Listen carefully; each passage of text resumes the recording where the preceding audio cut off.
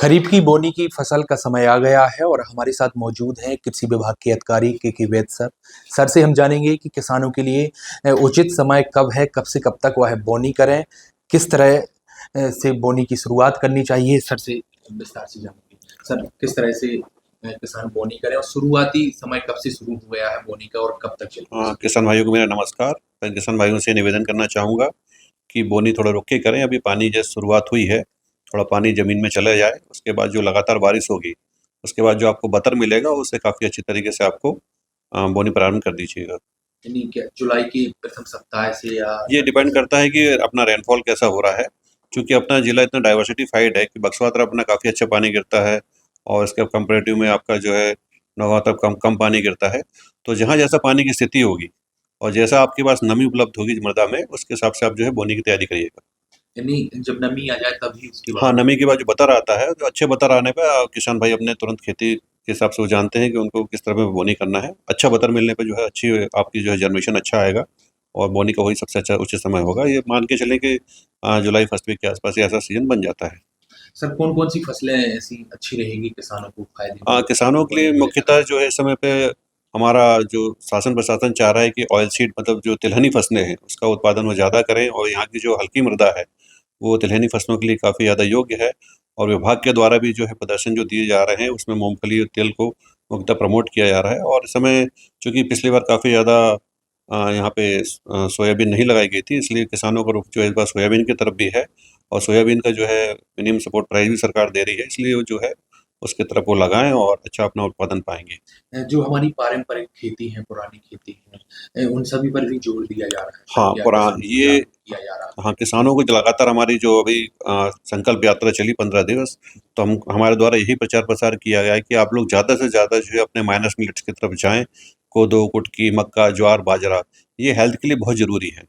इनसे ही जो है पोषक तत्वों की पूर्ति होती है, तो हमारे कलेक्टर महोदय द्वारा भी हम लोग को निर्देशित किया गया है कि इनको हमको बढ़ावा देना है और इसका क्षेत्र भी हमारे द्वारा लगातार बढ़ाया प्रयास किया जा रहा है।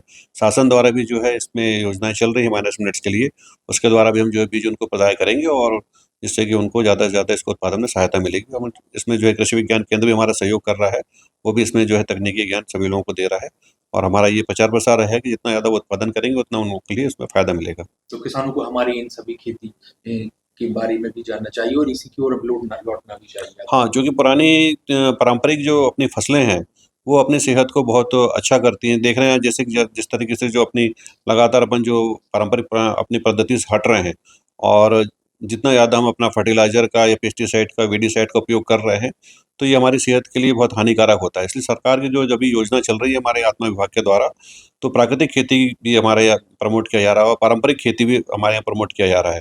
तो प्राकृतिक खेती और पारंपरिक खेती की तरफ चलेंगे और पुराने अपन उत्पाद की ओर चलेंगे, जैसे कोदो हुआ, कुटकी, रागी, ज्वार, बाजरा, मक्का, तो इनसे अपनी जो है एक विभिन्न आपकी थाली भी जो है रंगीन होगी, हर तरीके का उसमें आपको प्रोटीन मिलेगा, आपको मिनरल्स मिलेंगे, तो आपकी सेहत पे भी अच्छा असर पड़ेगा। और जितना ज़्यादा अपन यदि जैविक से यदि पेस्टिसाइड वाला उपयोग करा हुआ यदि खाना खाते हैं, तो आप देख रहे हैं कि कई लोगों को कैंसर की बीमारी हो रही है, बीपी हो रहा है, शुगर हो रहा है। तो इन चीज़ों से अपन तभी दूर रह पाएँगे जब अपन अपना पौष्टिक भोजन लेंगे और उसके उत्पादों की तरफ अपन ज़्यादा ध्यान देंगे। सर, अब बोनी के लिए खाद बीज की किस तरह से व्यवस्था की गई है? यानी सबसे पहले जो खाद की ज़रूरत पड़ती है, तो छतरपुर ज़िले में खरीफ की फसल में बोनी के समय कितनी खाद की ज़रूरत पड़ती है? कितनी आपके देखिए, द्वारा अनुमान है अपेक्षाकृत कि? चूँकि हमारा क्षेत्र जो है वो तिलहनी फसलों का है और दलहनी फसलों का है, जी। तो हमारे यहाँ खाद की इतनी ज़्यादा समस्या खरीफ फसलों में नहीं आती है और इसलिए हमारे पास पर्याप्त मात्रा में खाद आती जा रही है और वितरित होती जा रही है। हमारी जो सहकारी समिति 113 सहकारी समिति हैं, अब छतरपुर में काम कर रही हैं और उनके पास पर्याप्त मात्रा में खाद आती जा रही है, उनका वितरण होते आ रहा है। हमारे जो डीएमओ हैं, डिस्ट्रिक्ट मार्केटिंग ऑफिसर, उनके जो है 12 गोदाम्स हैं, उन पे लगातार खाद आती आ रही है, वितरित होती आ रही है। मैं इतना ज़रूर किसान भाइयों से कहना चाहूँगा कि चूँकि डीएपी चूँकि बाहर से इम्पोर्ट होकर के आती है, तो हो सकता है कि डीएपी की मात्रा हमको उतनी मात्रा में नहीं मिल पाए, तो अपन डीएपी की जगह उसका सब्स्टिट्यूट के रूप में एनपीके का उपयोग करें। एनपीके में आपको एक तत्व ज़्यादा मिलेगा, ज़्यादा आपको सुलभ है, ज़्यादा आपको आसानी से मिल जाएगा, तो अपने पास की सोसाइटियों में आप लोग जो है उसमें पंजीयन करवाएँ। यदि आप डिफ़ाल्टर हैं, तो अपने डिफ़ाल्टर जो है उसको भुगतान करके उससे आप हटें।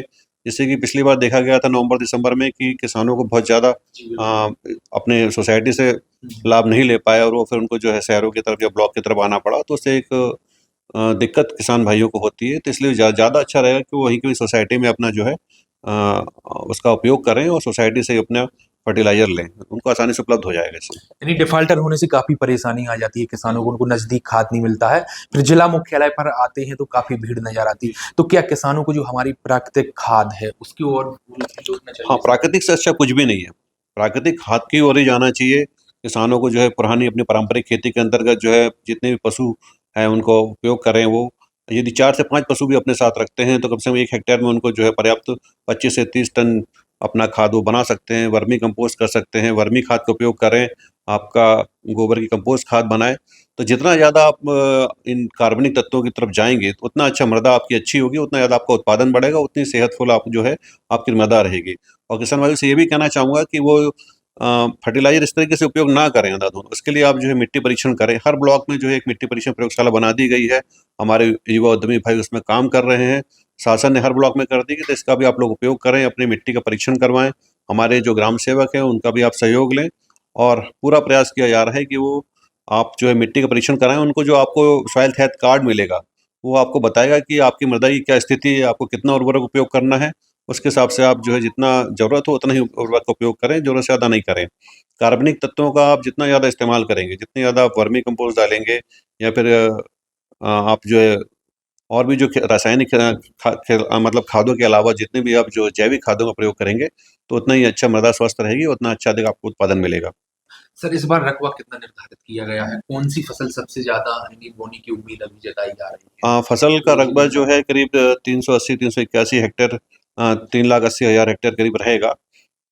और सबसे ज़्यादा फसल अपने पिछली बार जो है वो खरीफ में मूँगफली का बोनी किया गया था। जी। मूँगफली की फसल से पिछली बार ये देखा गया था कि चूँकि उनकी उखाड़ने में काफ़ी समस्या होती है, इतने लेबर नहीं मिल पाते हैं और 10 से 15 दिन तक लेट हो जाता है, तो उससे गेहूँ की फसल भी और ज़्यादा लेट हो जाती है।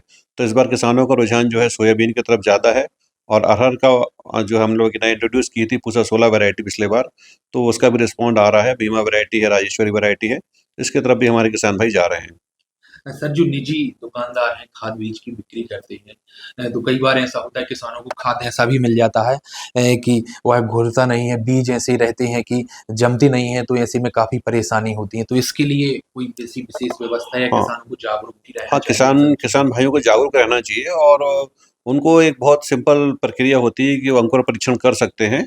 अंकुर परीक्षण करके देख लें यदि वो 100 बीज डालते हैं अपने मतलब गोबर के एक छोटे से उसमें खाद में बना के आप डाल सकते हैं 100 बीज। यदि उसमें से 70 बीज भी आपके जर्मिनेट होते हैं, जैसे सोयाबीन की बात करें, तो आराम से वो बीज आपके बोने योग्य होता है। या फिर हमारी जो बीज परीक्षण प्रयोगशालाएँ हैं सागर में, आप अपना बीज वहाँ भी परीक्षण करवा सकते हैं। जो भी बीज का आप उपयोग कर रहे हैं, फर्टिलाइज़र के जो भी उपयोग कर रहे हैं फर्टिलाइज़र प्रयोगशाला भी है और हमारे जितने भी इंस्पेक्टर हैं, हमारे पास 2 ही इंस्पेक्टर हैं समय पर, तो वो भी नियत रूप से निरीक्षण करते हैं पूरे ब्लॉकों में और यदि ऐसी कोई आपको शिकायत आती है तो आप कृषि विभाग से संपर्क कर सकते हैं और उसपे जो है कठोर कार्रवाई की जाएगी। तो बोनी से पहले भी बीज का परीक्षण करना बहुत ज़रूरी है। हाँ, बोने से पहले बीज का अंकुरण परीक्षण करना चाहिए। जैसे आप देखते हैं कि जवारे, जवारे भी एक तरीके से जो माता की श्रद्धा के द्वारा किया जाता है, कहा जाता है कि जवारे अच्छे हैं तो फिर अच्छा उत्पादन होगा। तो एक तरीके से वो भी एक बीज का जर्मिनेशन प्रतिशत ही है ना? आप उसमें आप बीज डालते हैं और बीज जो है अंकुरित होते हैं। तो यदि आप 100 बीज डाल रहे हैं और अच्छे अंकुरण हो रहा है, तो इसका मतलब काफ़ी अच्छा आपका काम है। इसलिए आप जो है देखें कि आप जो है बीज का अंकुरण अच्छा है और यदि आप घर पे चाहें तो आपके जो पेपर आते हैं, पेपर में आप लपेट के रख सकते हैं बीजों को, 100 बीज को उसमें लपेट के रखें, उनमें नमी बरकरार रखें।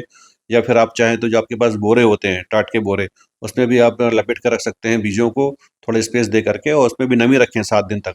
और 7 दिन बाद आप उसमें चेक करें और देखें कि 100 में से कितने बीज आपके जर्मिनेट हो रहे हैं। और जो जर्मिनेट हो रहे हैं उसका परसेंट यदि 70 के ऊपर है, क्रॉप वाइज़ अलग-अलग होता है, तो आप मानेंगे कि वो बीज आपका अच्छा है और बोने लायक है।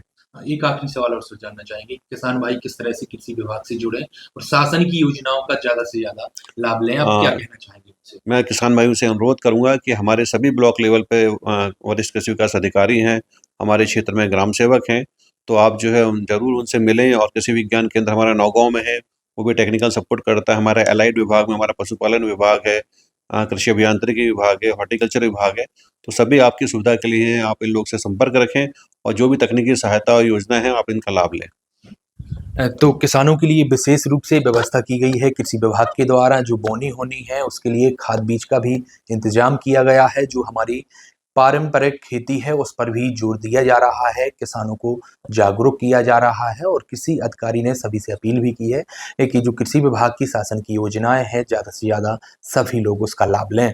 पेप्टिक टाइम के लिए प्रहलाद पटेल के साथ संजय अवस्थी, छतरपुर। गर्मियों और विवाह के सीजन में रावत स्टोर्स लाया है 2 महीने की मेगा सेल बड़े ऑफर्स के साथ। 3 piece trolley bag, Safari, BIP जैसी ब्रांडेड कंपनियों पर पाएं 50 से 80% तक का डिस्काउंट। दुल्हन किचन सेट 101 पीस से 151 पीस तक बड़े ब्रांड्स की विशाल रेंज। शादियों में दिए जाने वाले उपहार भी हर रेंज में उपलब्ध। रावत स्टोर्स के साथ अपने किचन को करिए अपडेट। पुराने गैस चूल्हे, मिक्सर, इंडक्शन कुकर बदल डालें और ले जाएं प्रेस्टीज, सुजाता, सूर्या, हॉकिंस, गरुणा और बजाज जैसी ब्रांडेड कंपनियों के आइटम, वो भी आकर्षक एक्सचेंज डिस्काउंट रेट पर। हमारी कोई दूसरी ब्रांच नहीं है, इसलिए पता वही पुराना नोट करें। रावत स्टोर्स, चौक बाजार से कोतवाली रोड, पुराने उपभोक्ता भंडार की बिल्डिंग, यूनियन बैंक के ऊपर, चौक बाजार, छतरपुर।